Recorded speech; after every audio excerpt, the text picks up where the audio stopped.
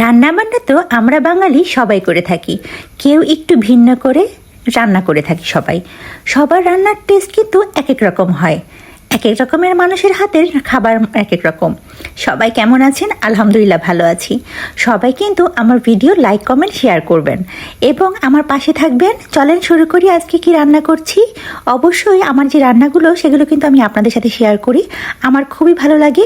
আপনাদের কেমন লাগে জানাবেন। বাঙালিদের আরেকটা আবেগ হচ্ছে কি জানেন? গুঁড়া মাছের চচ্চড়ি আলু দিয়ে। নিয়েছিলাম কিছু আলু, তার মধ্যে হলুদ, মরিচ, ধনিয়ার গুঁড়া দিয়ে হালকা জিরার গুঁড়াও দিয়েছিলাম বেশ কিছু কাঁচামরিচ, পেঁয়াজ, আর দিয়েছিলাম টমেটো, আর দিয়েছিলাম গুঁড়া মাছ আর ধনিয়া পাতা। এখন সুন্দর করে দিয়ে দিলাম বেশি করে তেল না দিলে কিন্তু চচ্চড়িটা ভালো হয় না খেতে।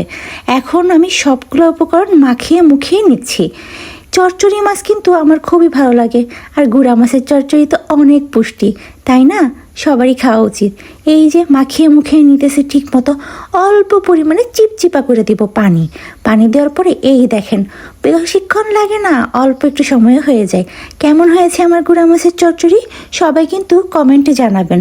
সবাই পাশে থাকবেন আর আমার ভিডিও দেখবেন, লাইক কমেন্ট করবেন। আল্লাহ হাফেজ।